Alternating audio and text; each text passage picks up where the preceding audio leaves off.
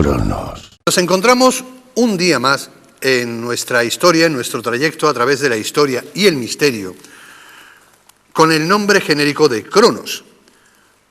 ¿Por qué estoy así dubitativo en el día de hoy? Porque realmente vamos a hablar de historia y también vamos a hablar de misterio, pero de una historia muy especial, muy particular, a la cual un servidor le tiene un cariño muy especial, un amor inquebrantable, y es porque vamos a hablar de la historia de la radio. Lo haremos en 2 capítulos, lo haremos en 2 programas. En el segundo capítulo seguiremos hablando de la historia de la radio, pero además nos detendremos en la importancia que ha tenido la voz en la historia. No crean que estoy loco, o sea, la voz ha sido muy importante en la historia. Grandes oradores, grandes cancilleres, que si no hubieran tenido esa voz no hubieran dominado el mundo, ya les iré contando. De momento, en este primer capítulo nos vamos a centrar en la historia pura y dura de la radio. Y tengo el placer y el privilegio de contar en ambas tertulias, en ambas charlas, con 2 maestros, que además, por suerte, tengo el placer de considerar amigos. Porque vive en esta casa, voy a empezar por un señor con el que el privilegio me ha hecho que lleve varios años trabajando con él, pero sin embargo creo que es la primera vez que vamos a compartir plató. Hablo de un grande de la radio y de la comunicación en general, y se lo digo ahora que estamos en directo, luego nos discutimos, peleamos, no le hago tanto la pelota, pero en mi yo interior sé que Antonio Somoza es uno de los grandes que ha dado este mundo de la comunicación. Don Antonio, muy buena. Muy buena, está usted muy acertado en todo. Sí. Y es verdad, yo creo que es la primera vez que compartimos plató. Llevamos años trabajando en la misma empresa. Y la última, porque Y a ese señor que ya han visto por este plano general, pues es nada más y nada menos la voz de la cabecera de nuestro programa, esa voz que dice Cronos, con José Antonio Colinet. Pero no es solo esa voz, es la voz de Andalucía, la voz de España, y una vez le tiré este piropo que para mí no es un piropo sino una realidad, y Antonio Somoza seguro que también me lo reafirma. Si Dios tuviera voz, esa voz sería la de don Jesús Prieto. Don Jesús Prieto, muy bueno. ¿Ya me puedo marchar? No, pero es cierto, o sea, gracias, esa voz de Moisés. Aquí tiene ¿cómo era? ¿De Moisés? No, ya, pero después anduvo o andó. No, bromas aparte. Muchas gracias. Es un privilegio poder estar aquí, compartir con vosotros este tiempo, con Antonio también. Y siempre es una satisfacción hablar de lo que a mí más me gusta en el mundo, que es la radio, en la cual pues llevo desde que tenía 13 añitos, o sea que ¿Hace nada? algo, sí, hace 2 telediarios. Por lo tanto, es una satisfacción compartir con vosotros este tiempo. Voy a intentar llevar un orden cronológico, aunque habrá un momento en que se me desbande, porque como los dos son de verdad los que casi con números romanos, o sea, podemos contar la historia de Antonio Somoza y de Jesús Antonio Prieto. cantó un gol de Pompeyo a Cornelio Escipión. Está claro. ¿No era Cornelio Escipión? no, era el africano. Ah, es verdad. El africano, el portero, era el africano. Bueno, pues ya verán cómo se me va a ir lógicamente el hilo, porque hay 2 grandes profesionales, 2 grandes maestros.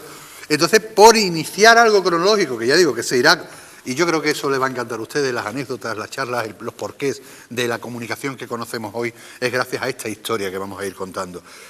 Pero por empezar, el origen de la radio nace, bueno, de unos experimentos de telegrafía sin hilos, y dicen las malas lenguas que lo inventó un tal Guglielmo Marconi. Pero hasta en ese origen estamos equivocados, ¿no, don Jesús Prieto, don Antonio Somoza? Sí, según los historiadores que saben de esto, lo que hizo Marconi fue ser el chico listo de la clase, porque en 1873 Maxwell es el primero que estudia la teoría de los campos electromagnéticos y del tema radioeléctrico. Después hay un señor que se llama Hertz, de ahí se deben perdón, el nombre de las ondas hertzianas, el que desarrolla las teorías de Maxwell. Llega Marconi y ve que todas estas cosas están progresando y utilizando incluso aparatos que no había inventado él, llega a desarrollar una serie de experimentos en los cuales también se apropia de los experimentos de un tal Popov ruso, por cierto que en Rusia... Que no tiene nada que ver con el gran payaso Popov. No. Popov y Teddy. No, hablando en serio, Popov es el hombre que desarrolla el que una señal pueda ir de una antena a otra, ¿no? Entonces, Marconi hace todo todo esto, se va a Inglaterra el muy cuco, consigue allí la patente británica, muy famosa en la historia de la radio, que es la 12039, y consigue montar una fábrica. A partir de ahí consigue pasar una señal, la letra S concretamente, de Cornouailles a Francia. Más adelante un salto cuantitativo extraordinario, que es ir hasta Terranova con esa misma señal. Al mismo tiempo existe en Estados Unidos un señor que se llama Tesla, que por distintos caminos llega a las mismas historias y también registra la patente. Más tarde se la quitarían por influencia de Marconi y de toda la gente que ponía la pasta para él, como era Edison, Thomas Alva Edison. Este pobre Nikola Tesla, que merece un programa, Sí, perdón, independiente aparte, lo inventó casi todo y le quitaron las patentes. Le quitaron la patente que se reconoció en 1943, una vez muerto. Entonces hay ahí una serie de batallas increíbles. Todos tienen la razón. Pero vamos a mirar hacia España. En España tenemos unos de los grandes fundamentos de la historia de la radio técnicamente, ¿no? Ahí estaba don Manuel Balsera, que es un precedente extraordinario de los estudios. Este hombre consiguió hacer una retransmisión en directo desde un palco en el centro de Madrid, de un concierto de música. Hay un señor que era el capitán Cervera, que es el que consigue dejar de emitir telegrafía, las letras por el morse, para pasar a emitir la voz, y registra la patente. Eso se produce en 1902, creo recordar, entre Alicante e Ibiza. Por lo tanto, en España tenemos precedentes increíbles, de tal forma que Marconi vino a España a interesarse por los trabajos de Balsera y de Cervera. También se aprovechó de esa coyuntura. En España tenemos pasos muy importantes en la historia. Y eso de que Marconi inventó la radio, eso es mentira. Se aprovechó de una serie de descubrimientos que él aplicó a su forma para llegar después a lo que hoy se conoce como la transmisión en radioeléctrica. Eso iba a decir. Nosotros no estábamos allí. Nosotros no estábamos allí. Pues parece que sí, lo cuenta de una manera que parece que No, pero estaba allí. yo creo que es conveniente que se deshaga ese pequeño tópico, ¿no? Vamos, que eso lo hemos leído nosotros los libros antes de venir. Eso no, verás tú, Hombre, nosotros una enciclopedia, es que- no fuimos, en la nómina de Marconi no estábamos ninguno de los dos. No, ninguno. Bueno, Antonio Somoza, ya que Dígame. te tenía en plano ahí, hemos visto ese origen. Sí. Y usted que lo ha vivido también desde casi los principios, aunque aparenta mucha menos edad de la que tiene, porque es justo un hombre atractivo, joven y guapo. Eso porque la gente me ve sentado. Luego cuando me ve la silla de ruedas se extraña mucho. Sí.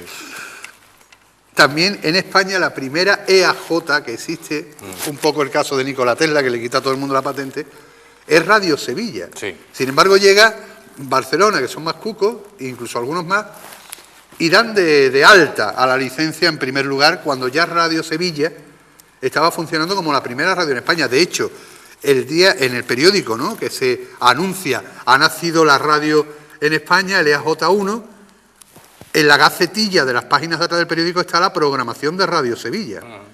Eso casi lo podemos confirmar, ¿no? Sí, no, eso es así. Lo que pasa es que, verás tú, en esto como en todo, y en el caso de Marconi pasa lo mismo, tú inventas, pero si no registras, pues es como si no hubieras inventado. Quiero decir, eso pasa hoy día. Es decir, hay quien tiene una canción y dice, es que me la copiaron.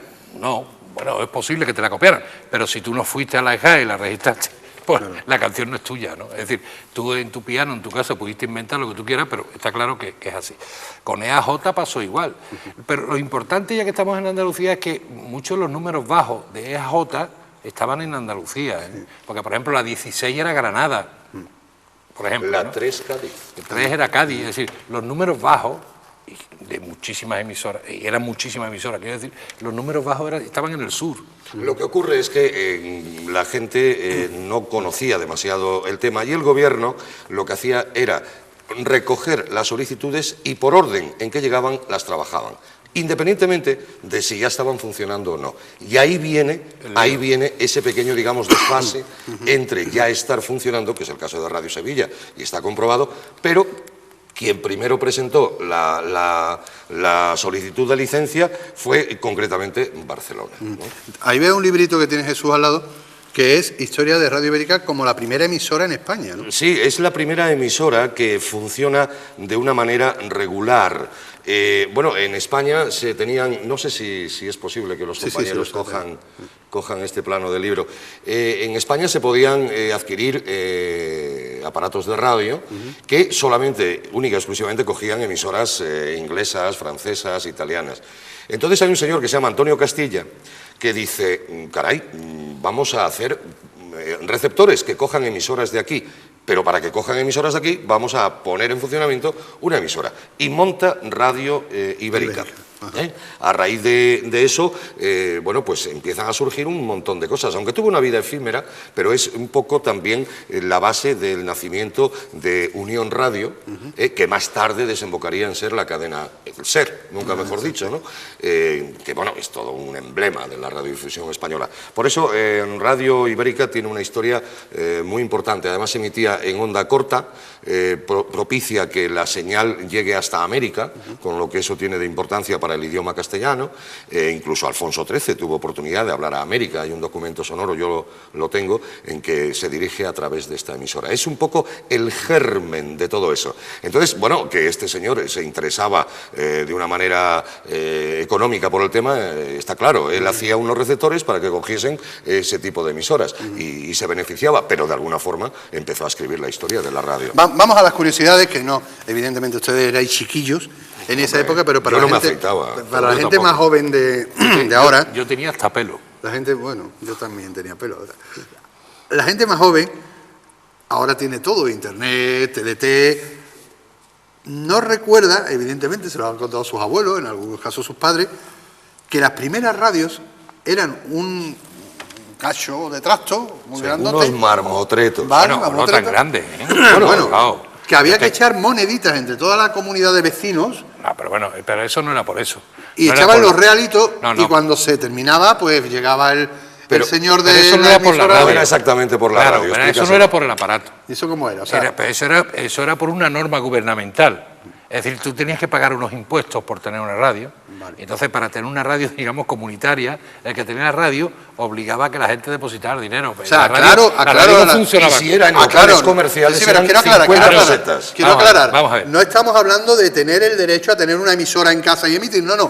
Tener un receptor de radio para escucharla. Mira, había que pagar. La radio sí es muy fácil. Es decir, el aparato de radio que más antiguo se conserva, por ejemplo, Luis del Olmo tiene una gran colección. Yo tengo en casa 3 o 4 que he visto funcionar en casa. Por ejemplo, en casa de mi abuela, cuando yo era niño, había uno que yo lo conservo y tal, pero yo los tengo desde así de pequeñito, que mi padre lo tenía, a grande. Todos de lámparas. Y el más grande que tenía mi padre era así, era uno muy bueno, que cuando se paraba le pegabas en el costado y andaba. Pero claro, andaba porque la lámpara se posicionaba en su sitio. Para no meter la mano y que te diera calambre, tú le dabas un golpe y la lámpara se... Lo que tú estás contando es verdad, pero no es porque la radio funcionara como moneda. Que no era para pagar la radio. Tú pagabas un impuesto por tener un aparato de radio. 5 pesetas. Entonces, y 50 si era en lugar público. Claro. Entonces, para tú poder amortizar ese dinero, puesto que lo escuchabas tú y los 15 vecinos que había en tu casa, cada vecino depositaba un dinero. Pero no era por la radio, era para tú pagar el canon. Y ya llegaba eso ocurría, por ejemplo... El de la SGAE de aquella época... No, el Estado. El Estado. Es lo mismo que hay algunos países europeos que por tener un televisor tú pagas. En Inglaterra pagas la BBC. Exactamente, y aquí se ha hablado de ese tema ya también en este país, cuidado. Es decir, era por tener el aparato en tu casa, por ser propietario de un aparato de radio, no porque tú ganaras dinero con la radio, ¿vale? Empezamos por hacer un balance ya, como vamos a tener un segundo capítulo, incluso las próximas semanas, en el que hablaremos de voces en general, estará Richard Villalón incluso, gran cantautor y gran maestro de voces, para echarnos una mano en eso. ¿Cuáles serían las primeras voces que podemos recordar nosotros de la radio en España? ¿No? Yo recuerdo las primeras voces, por ejemplo, la que yo recuerdo, por ejemplo, la de Bobby de Grané. Para mí Bobby de Grané es básico a la hora de escuchar radio. Después, dentro del mundo de la radio, porque claro, y de eso hablemos, si tú quieres, cuando hablamos, la radio de antes no tiene nada que ver con la radio de ahora, ¿no? Entonces, si hablamos de voces, en mi infancia era como locutor primigenio, estaba el señor Bobby de Grané, que era la gran estrella. Estaba Vicente Marco, estaba Pecker, todos ellos pertenecían a la SER, ¿vale? Y luego estaban, lógicamente, las grandes voces de la radio que estaban refugiadas en las novelas, aquella famosa de Matilde Perico y Periquín, etcétera, etcétera, ¿no? Vicenta, muchísima gente. Toda esta gente, ¿no? Yo tuve la suerte de... Ayuso, que es el padre de la que es actriz hoy día, Exactamente. que sale, por ejemplo, en Aída, en la serie Aída, Exactamente. la abuela Aquí no hay quien es viva. la hija de Pedro Pablo Ayuso. Exacto, eran voces distintas y además eran personas, tanto hombres como mujeres, que se preparaban y les preparaban para estar en la radio. Yo tuve la oportunidad en La Voz de Madrid, cuando yo empezaba, y tenías que pasar obligatoriamente, y si no pasabas unos ciertos cánones no te ponías delante de un micrófono, la suerte de conocer a Teófilo Martínez. Yo creo que ha sido el narrador de narradores de la radio española, a Vicenta, a Matías Prat, a David Cubedo, y aquí tengo un papelito... Lo de David Cubedo es punto y aparte. Es punto David y Cubedo aparte. tenía una voz. Pero mira, el primer locutor, no, yo no lo conocí, hablo de los que he conocido, pero fue Ignacio Mateo, digamos fue el primer gran estrella de la radio. Hay gente como Martín Navas, Paco Cantalejo, Sara Salgado, Beatriz Cervantes. Esos fueron los primeros nombres sonoros. Otra cosa es los que nosotros, por edad, lógicamente, hemos podido compartir, y yo me quedo, aunque no era locutor de estar delante de un micrófono, de interpretar, pero era un tipo tan impresionante que a mí siempre me marcó, y fue mi maestro, que fue Joaquín Prat. Era un todoterreno. Me voy a quedar un momentito con... Joaquín era otra cosa. Era otra cosa. Pero te voy a decir una cosa. Estamos hablando de La Voz de la radio y nos vamos siempre a Madrid. A Madrid. ¿Vale? Pero te voy a decir una cosa. Cuidado, te voy a decir una cosa. En las provincias, como se decía antes, en provincias había profesionales de la radio. Bueno, ahora no hay ni en Madrid ni en provincia, pero entonces había unos profesionales que no tenían nada que envidiar a los de Madrid. Es decir, por ejemplo, aquí en Sevilla estaba un señor que se llamaba Rafael Santisteban, que era algo increíble. Que aunque era extremeño, vivió toda su vida aquí. Tuve la suerte y el privilegio de conocer. Estaba Juan Bustos, que era algo único, impresionante. irrepetible, una anécdota, y que fue el hombre que a mí me metió en la radio. Pero cuidado, de nuestra época estaban Pepe Sollo, sí, estaba Emilio Segura. Había una playa de individuos. Humberto, yo compartí un micrófono con una de las mejores voces que ha habido en la radio, que se llamaba, y se llama, porque todavía vive afortunadamente, Humberto Gacio. Hombre, Lo de Humberto era Dejarme algo... contar la anécdota que me contó Santisteban. El hombre, cuando yo lo conocí, ya estaba muy mayor, estaba malito, pero vivía en Triana, allí en el ambulatorio de Triana, por allí. Y tuve la suerte, sacó un libro en aquella época, Sevilla, era aquí Radio Sevilla, y era un poco su... Y con ese motivo fue a entrevistarlo, y sobre todo era por tener el privilegio y el placer de compartir con el pionero, ¿no? Y me contó una anécdota que ahora mucha gente, más joven sobre todo, no se lo creerá. O sea, estos personajes de los que están hablando, tanto Jesús Prieto como Antonio Somoza, entre los cuales ellos también se podían incluir, eran como ahora Jesús Vázquez o Jorge Javier Vázquez o cualquiera de los grandes presentadores mediáticos, pero Totalmente. no se les conocía la cara, pues este señor, salvo en su circuito claro, más personal. Rafael Santisteban me contó que era tal la historia, que un día, bueno, iba de coche, iba de copas o lo que sea, venía de un pueblo hacia la capital, lo para la Guardia Civil, era tarde, cachis, y no llevaba papeles encima. Y usted, que yo soy Rafael Santisteban y que tenía que hacer un programa de radio y tal. Venga ya. Y entonces la Guardia Civil, los papeles, no tengo los papeles, pero mire usted, aquí Radio Sevilla le hizo el encabezamiento y la Guardia Civil se cuadró y lo dejó pasar. Reconoció perfectamente, le sirvió de carnet de identidad su... Muy brevemente os cuento, yo tengo una relación personal con la familia de Matías Prats muy intensa, ¿no? Bueno, mi hija le llama Matías Prastito, o sea, ¿qué queréis que os diga? Matías Prats padre... Que me está haciendo abuelo. Sí, que me está haciendo abuelo. Matías Prats hijo me contó, me dijo, es verdad. Vinieron Matías Prats padre al Carranza, a Cádiz, y trajo a su hijo Matías, que hoy vemos en Antena 3, de jovencito, 14, 15 años. Y entonces acabó el partido y empiezan a pasear por las calles de Cádiz, y Matías padre le iba diciendo a Matías hijo: ¿te das cuenta, hijo? Mira, en esta calle vivió fulanito, como era Matías, ¿no? Y aquí tal cual. Y claro, una noche de verano, todo el mundo en Cádiz con las ventanas abiertas para ver si entraba un poco de aire, y sale un tío a la calle y dice: ¿queréis apagar la radio? Eso le pasó a Matías Prats. Era sinónimo de radio. Sí, Es que la gente te oía, pero no te veía. Es decir, tú podías pasar desapercibido. Y te idealizaba. Exactamente. Tú podías pasar desapercibido, a excepción de sitios donde te conocían, ¿no? Pero luego te pasaban cosas muy curiosas. Mire, yo me tiré muchos años haciendo fútbol, pero un día, por culpa de José Antonio Blázquez, que en paz descanse, José y yo nos inventamos un anuncio que ha sido famosísimo, que es el famoso anuncio de los toldos. Hablaremos de eso. No, Justo, no. Perdón, déjame que haga televisión, oye. Perdón usted. Esto no es radio, esto es televisión. Señores, Yo me voy. ¿quieren saber lo que le ocurrió a Antonio Somoza, José y lo de los toldos? Sí. Después de la publicidad.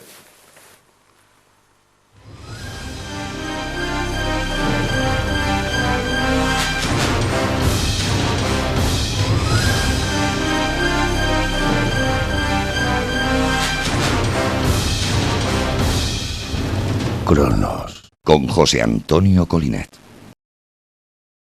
Pues ya hemos vuelto de esa pequeñísima siempre pausa publicitaria. Esto no es Sálvame, tenemos menos sponsors, pero son muy cariñosos y muy amables los poquitos que tenemos. Sobre todo ustedes, que son los que se han quedado esperando este segundo tramo del primer capítulo, porque como han visto se nos ha ido de golpe la primera parte y hemos tenido que ampliar a 2 capítulos esta historia de la radio y de las grandes voces. Habíamos dejado el intríngulis de una anécdota que don Antonio Somoza, genio de los genios de la comunicación, estaba contando. Estaba José y era una historia sobre unos toldos. Yo miro a Jesús me mira a mí, porque estamos frente a frente, y a mí esto no me gusta, porque cuando la gente empieza con esta historia, y eso lo sabe Jesús también conmigo, cuando la gente empieza con aquello de los genios, el genio y tal, es porque o te van a enterrar o te van a quitar de en medio dentro de poco. O sea, Un momento. claro, o sea, A es mí como, también me acongoja, es como el ¿eh? Oscar honorífico. Cuando a uno le dan el Oscar honorífico le quedan 10 malo, minutos. malo. No, yo si os sirve y me conocéis los dos, yo estoy disfrutando como un cochino en un charco con 2 de los grandes maestros. No, aquí. yo te decía lo de la anécdota, pero Y por de el corazón. conocimiento. Yo te decía lo de la anécdota por el conocimiento de la voz, ¿no? Entonces, yo hago un montón de años de fútbol. Tengo premios, no sé qué, no sé cuánto. Pero a mí la gente... Bueno, Yo te recuerdo muchos años Vale. en la SER. y yo tenía premios, había hecho un mundial, había dado exclusivos. En fin, dentro de mi carrera muchísimos éxitos. Sin embargo, curiosamente, por una circunstancia que ya te he dicho, de un favor a José Antonio Blázquez, que en paz descanse, José y yo inventamos el famoso anuncio de los toldos. Empieza a funcionar el anuncio de los toldos y yo voy un día a tomar café. Y entonces le pido a un señor que había entrado a la barra un café, se me queda el tío mirando. ¿Lo quiere usted solo o con leche? Yo le digo al tío, con leche. Me da un poco de conversación estúpida que yo no sabía lo que venía y de pronto se me para y me dice, ya sé quién es usted. Digo, sí, usted es el de los toldos. Es decir, la gente relacionaba la voz con lo que oía. Vamos a aprovechar, Jesús eso me Prieto, pasó a mí. para hacerle, no, pero vamos a aprovechar para hacerle el homenaje que hablamos esta mañana así Es por verdad, teléfono es fuera verdad. del merece, micrófono se lo merece. y se lo merece. Lo del Oscar, ¿Cuál es el ¿verdad? anuncio de los toldos? Ese que ustedes habrán escuchado muchas veces de toldos Quitasol, Sí. no pasa nada. La sombra de Sevilla, sombra que lo de dice Sevilla. muy bien Antonio. La sombra de Sevilla. Resulta que este señor que está aquí puede pasar al libro Guinness de los récords, ¿cierto? Es la cuña más antigua Claro. que hay en Sevilla. Y sobre todo, y más que antigua, es emitida sin parar durante todos los días del año varias veces. Sí, señor. Sí, aunque sea invierno, ¿Tú eres esa el de- cuña se emite constantemente. el de darle al tordo o al Vamos a ver. botoncito. Ahí hay 3 voces. Bueno, hay 3 voces, depende del anuncio. Hay 2 voces o 3. Porque hay un primer anuncio que solo tiene 2 voces, que es la mía, que ahora explicaré por qué no estoy yo. Está la mía y la que del director de ventas de Quitasol, que era un árbitro de fútbol de segunda división. Luego se hace ante el éxito del primer anuncio se hace un segundo y entonces viene eso que tú dices del texto que se le añade. Entre José y yo le añadimos el texto, que es olvídese del antiguo y váyase a la modernidad. Leopoldo, échame el tordo. Burrito, dale al Burrito, dale al botoncito. botoncito. Vale, ahí nos falta una tercera voz.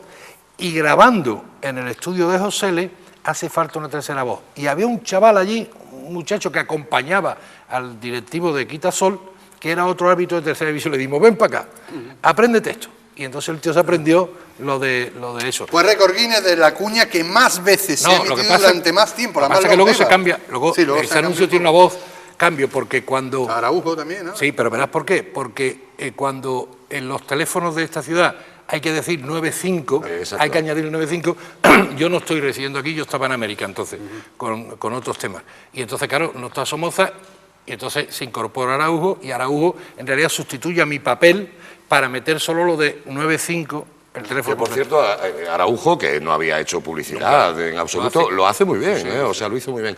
Y en cuanto a esto de que te sorprenden por la calle, a mí me ha pasado, por ejemplo, en un taxi en Sevilla, el coger el móvil porque te han llamado o llamas, y al acabar decirme un taxista, se me queda mirando así por detrás, por el espejo retrovisor, y dice, oiga, ¿le puedo hacer una pregunta? Digo, pues sí, hombre. Dice, ¿usted es el nota ese de Andalucía imparable? Y claro, se quedan contigo, o sea, se quedan contigo y tú crees que no te conocen, pero la voz tiene un poder impresionante, ¿no? Y lo que pasa es que tú la usas habitualmente, no le das importancia porque es tu vida, es tu trabajo, pero las personas se quedan. A mis amigos cámara, a José, a Javi, a Fernando, ¿ustedes habéis visto alguna vez la serie Rex? ¿Del perro? ¿El pastor? Pues este señor es el médico, el forense. Sí, lo que pasa es que ahí tengo que ir con un poco de pluma. Ahí tengo que ir con un poco de pluma. Sí, pero el forense, entre otras muchas cosas. Más aún, ustedes saben que yo soy muy friki, ¿no? Soy muy friki, a mí me encantan los cómics, los tebeos, las series de televisión. Perdón, digo lo de pluma sin nada peyorativo, cuidado. Lo que pasa es que no son los papeles habituales que me dan a mí, que siempre son papeles de tíos duros. Tíos machotes y que ligan mucho y todo esto. De negro, sí. Bueno, pues un día veo unos dibujos de Superman, de la primera serie de Superman, de los años 30 y tanto, 40 en dibujos. Ay, flipando, digo, €1 creo que costaba, claro, y bueno, yo encantado, ¿no? Pues me gustan esas friquerías. Voy corriendo a ver a casa esos primeros dibujitos de los que salían en cine, esos cortos del primer Superman en dibujitos, y adivinan quién era Superman, Don Jesús Prieto.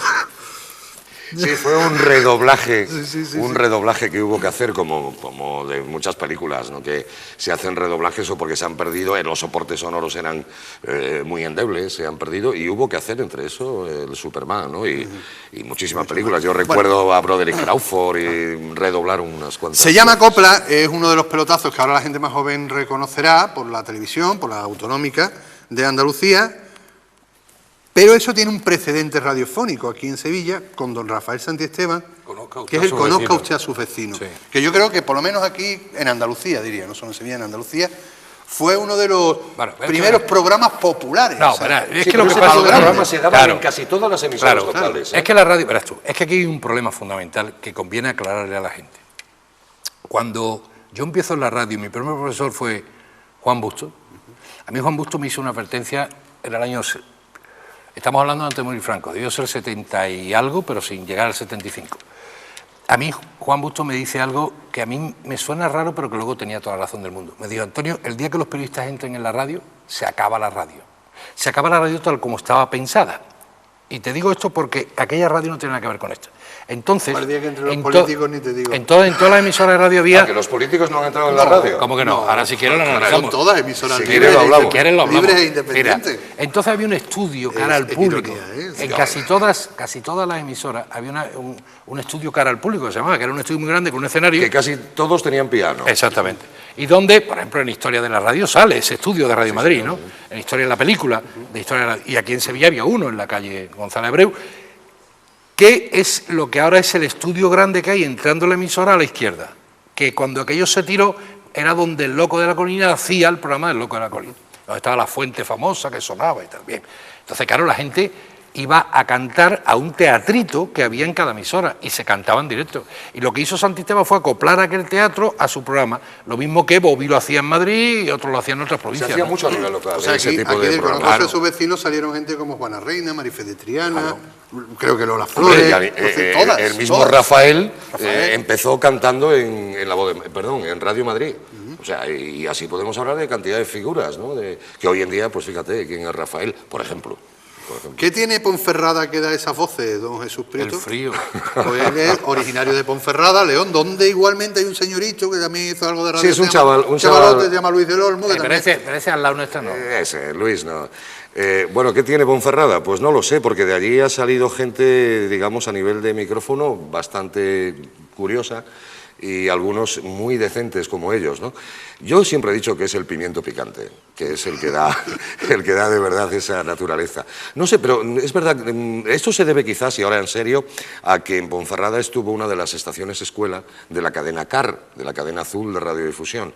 Y estas emisoras propiciaron que saliese muchísima gente. De hecho, casi todas, digamos, las grandes figuras hasta hace 15 años que han trabajado en la radio, casi todas salieron de la cadena CAR. Y me permito, porque he traído aquí un pequeño recuerdo, la primera vez que yo vine a Andalucía fue desde Radio Juventud de Ponferrada a Radio Juventud de Málaga, que entonces, estoy hablando del año 75, fue la primera emisora en España que inauguró estudios subterráneos. que entonces era un pelotazo, vamos. Y este es un banderín que me regalaron entonces, que esto es una auténtica joya, ¿se ve bien? Perdón que tenga mucha porquería, pero es que no lo quiero lavar para que no se estropee. Estamos hablando de 35, estamos hablando de la escuela de radio de verdad. Y a través de esta cadena surgió muchísima gente importante. Es que verás, hay una cosa que aclarar, algo que está diciendo Jesús muy importante. Mira, cuando ahora te hablan de la universidad y de la historia, eso son pamplinas. Así, tal cual, pamplinas. Hoy en día no salen de la facultad sabiendo nada más que la teoría. Hay que saber estar delante de un micrófono, hay que saber cómo leer con dificultades, leer con erratas, improvisar.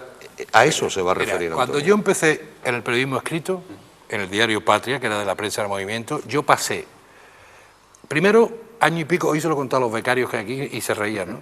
Año y pico llevándole el cubata al redactor jefe. Te tenía de ayudante y te decía, niño, no era un vaso de agua, era un niño, cubata. Vas al bar y súbeme un cuba libre. Y te subía el cubata. Luego pasé, de la redacción pasé a correctores y te metían en una sala con una luz aquí que te quemaba los ojos y tú tenías que corregir a mano para meter en el plomo el periódico y tenías que corregir a mano la falta de ortografía. En la radio pasaba igual. Tú te metías en una emisora de radio, estabas estudiando en la escuela, por ejemplo, el periodismo, estudiabas en Madrid, pero estabas en un periódico de becario, de auxiliar de redacción, que le llamaban. Y en cuanto a radio, era radio igual. En la Voz de Madrid, que era escuela de radio. Claro, y tú te metías y los grandes maestros te enseñaban.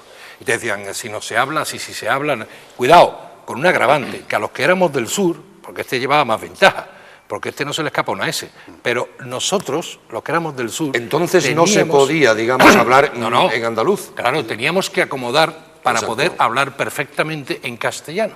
Entonces, cuando tú estabas en la radio, tenías que hablar perfectamente castellano. E ibas forzado porque no era natural. Entonces, ¿qué pasa? Que tú tenías que acomodar el estómago y las cuerdas vocales porque tú no podías hablar normalmente. Entonces, cuando decían, venga, Somoza, hablar, Somoza tenía que hacer un trabajo de introspección. Somoza como mi segundo apellido es Carraza, que hasta que no aprendí a decir la Z final... Claro, entonces tú tenías que hacer un trabajo de introspección que este tenía ganado, porque este lo hablaba de pequeñito, pero yo no. Claro. Yo tenía que decir, buenas noches, estamos aquí para hacer y ya no solamente la vocalización, como dice Antonio, sino el tono. Claro. O sea, por ejemplo, cuanta gente, Pepe Domingo Castaño, que empezó en Radio Galicia, en la Plaza San Pedro Mezonzo, tenía, quieraslo o no, un pequeño tonillo gallego, que tuvo que eliminar. Afortunadamente se fue muy pronto a Madrid y lo eliminó. Ese tonillo tampoco era igual que el catalán.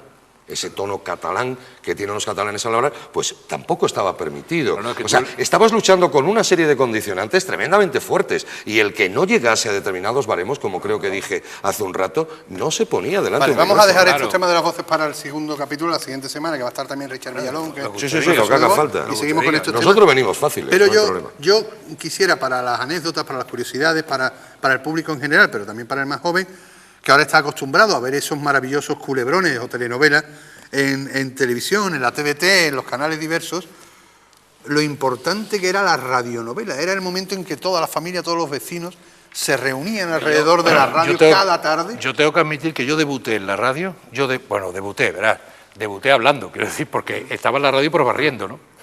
Yo debuté en la radio con una cosa, en una serie de programas nocturnos que hacía Juan Bustos, que se llamaban Relatos en la Noche, que eran unos relatos de terror, que eran asombrosamente buenos y que paralizaba Sevilla en su época y luego Granada, cuando él estuvo en Granada de locutor, porque entonces éramos locutores, ¿vale? Que era la palabra, locutores. Y entonces hizo un cuadro y se llamaba Relatos en la Noche. Eso te obligaba, a lo que ha dicho Jesús, aparte de tener que hablar en castellano, te obligaba a no poder hablar con el acento andaluz, te obligaba a ser un tipo neutro y a interpretar. Y a interpretar. Ahí estaba, en las radios estaba el locutor, pero también siempre había un cuadro de acción. Es que primero tenías que ser todoterreno. Y cuando la emisora era medianamente potente, había gente que se enfocaba según sus cualidades hacia la parte artística, hacia la parte de locución comercial, hacia la parte de retransmisiones, cuando se retransmitía con a pedal, etcétera, etcétera. Entonces, en un principio eras todoterreno y Insisto, si ya era medianamente potente la cadena o la emisora, ya te podías especializar, además, pero pasabas por todo, ¿eh? Claro, y además eso... Simplemente María, Lucecita... Pero que ahora, simplemente María y el criminal nunca gana y... Ahora, ¿cuál es la importancia que tiene... Diego Valor, ¿no?, que era para los chavales. ¿Cuál es la ¿no?, importancia que tiene la radionovela? Pues yo creo que muy sencilla. Sobre todo el ama de casa, que no tenía nada, pobrecitas mías, era la única válvula de escape para poder dar lugar a que la imaginación aflorase. Claro. Entonces, basado en esa magia sonora que es la radio, en esa mezcolanza de música, efectos, voz, con todas las impostaciones y todas las formas de interpretar que te puedas imaginar, era un mundo tan mágico que no se conocía, que sobre todo a las amas de casa, porque eran, insisto, las más desvalidas, entran como un fogonazo en los hogares. Es el apuesta por la ilusión, por la imaginación. Claro, y además te voy a decir una cosa, la radio tiene una ventaja que la televisión no tiene, que es que tú, si tú pones la televisión, como hacen los americanos que ponen la televisión todos los días, tú tienes que estar mirando, si quieres. En la radio no, tú pones la radio y la señora barría, limpiaba, cosía, no sé qué. Yo estoy seguro que y el ahora, hombre igual. claro. Pero además, al hilo de lo que ha dicho Jesús, hay algo importantísimo, que es la magia de la radio. Si la radio te da una magia que no te da la televisión, ni te da absolutamente nada. Y además, a mí me hace mucha gracia, cuando los que ahora están en cabecera de cartel, que el 90% no vale un duro, vienen diciéndote aquello de ahora hemos inventado lo de o vamos a inventar la participación para que usted participe. Mire usted, eso es mentira. Hace muchos años se inventó una cosa que se llamaban discos dedicados. Hombre, por Dios. Que tú llamabas a la radio y decías, don Jesús, buenas tardes, mire usted, para mi mamá, y le daba yo me acuerdo que cuando llegaba mayo, el disco que más sonaba era el disco de la primera comunión de Juanito Valderrama. Y don Jesús, yo quiero para mi niña el disco de... Y se pagaba en sellos de correos. Exactamente. Se pagaba en sellos de correos. Pues no sé, pues mandabas 2 sellos de 1 peseta metido en un sobre con el papel que decía para mi amiguito Colinet en el día de su primera comunión con todo cariño. Y ya estaba. Y la gente había... O sea que ahora que se queja, perdón, es que eso me interesa. Eso es viejísimo. Ahora que nos quejamos tanto de que hay que pagar por las descargas de internet, ya había que pagar en sellos para que te dedicaran una canción en la radio. Hombre, ¿no? sí, pero porque además esos sellos servían para que tú le devolvieras en muchas ocasiones una foto tuya, un autor. Exacto. Volvemos a repetir, la gente no te veía la cara. Y como no te veía la cara, quería tener una foto tuya. Claro, tú ahora vas por la calle, te encuentras a cualquier actor y le pides la foto. O a cualquier locutor de televisión y le pides la foto. Ahora mismo, cuando entramos, nos dijeron a nosotros, caray, vais con Brad Pitt, ¿no? Nos dejó sorprendidos. Lo de Brad Pitt va por Va por mí. Nos dejó sorprendidos. Le dijimos, va No, bromas, se ha dejado el pelo en casa. Pero entonces, ¿qué pasa? Que para que alguien tuviera una foto de Jesús, tenía que pedírsela. Entonces, te mandaban una serie de cosas para que tú aliviaras eso. Sí, eran casos contados, pero sí se hacía. De todas maneras, si yo ahora, vamos a suponer... Bueno, un segundo nada más, un segundo. O sea, ahora hablamos de chares millonarios en televisión, un Simplemente María, una Amarrosa, un Eso no Lucecita. había forma de medirlo, eso era millones paralizarse de las personas. tardes, Claro. paralizarse las tardes de España, escuchando Simplemente María, Amarrosa y todas aquellas novelas, sobre todo la de las 5:30, y lo digo porque a mí me tocó vivirlo con mi madre, que era una fanática de la radio, quizás por eso yo amo tanto la radio, a las 5:30, que era la novela del Colacao, era la más importante, se paralizaba España. Nunca Por ejemplo, ¿no? ¿Entiendes? Que salía la música del famoso... El famoso negrito. Yo soy aquel negrito. Y quería acabar diciendo que aunque estemos ahora en la televisión, si yo ahora me ponen un fondo de música y yo empiezo a improvisar o a leer un texto, estoy seguro de que cada una de las personas que nos estén viendo, vamos a suponer que solo nos están escuchando, imagina de distinta manera lo que yo esté narrando. Imaginemos que estamos en la radio y que no existen estos compañeros cámaras, ¿no? Esa magia que tiene la radio para poder, yo contando una única situación y que haya cientos de interpretaciones, es la magia, es la imaginación. Es que yo puedo ver el decorado de la escena con cortinas amarillas y tú lo ves con un tapiz verde. Y cuando y el narrador te decía que se abría la puerta y hacía aquello... Eso, pero esa ya es la intencionalidad, ¿eh? No es lo mismo decir, y se abrió la puerta suavemente. ¿Sabes lo que ha ocurrido? Y ¿Saben? se abrió la puerta Y hacía- suavemente. Y sonaba la puerta. Ahí juega la voz. Y decía, y los pasos sonaban en el pasillo. Eso ya. Cuando se hacían los efectos a mano. A mano, que lo voy a dar. Señores, yo... No, pero espérate un momento. Tú estás hablando de las telenovelas, de la radionovela. Te voy a decir una cosa. El mayor fenómeno, aparte de otros muchos éxitos de la radio, Alberto Olivera y fulano y tal cual, que se ha dado en este país, se llamaba Carrusel Deportivo. Sí. Que paralizaba el domingo, desde las 4 de la tarde hasta las 8 de la noche. Sin duda. La gran revolución en la radio. Señores, ¿saben lo que ha ocurrido? ¿Le dejamos que acabe o...? No, vamos a seguir que nosotros. Se acaba el programa, es que se acaba el programa. Ah, se acaba. Sí, ¿Ya sí, se me acaba queda esto? un segundo capítulo. ¿Han visto Pero ustedes bueno, cómo...? ¿y para esto hemos venido nosotros? Queda otro, el de la Ah, semana que bueno, viene, queda el queda, próximo bueno, capítulo, hombre. Que por eso sabía yo que había que hacer 2 capítulos, porque nos íbamos a quedar cortos, al cual también se añadirá nuestro amigo Richard Villalón, gran cantautor y gran hombre de voces, y hablaremos de eso también, y hablaremos de lo que nos ha quedado mucho y se quedará en el tintero mucho más de la historia de la radio. Hablaremos de lo importante que ha sido la voz para oradores como un tal Hitler o para un tal Trajano, emperador romano.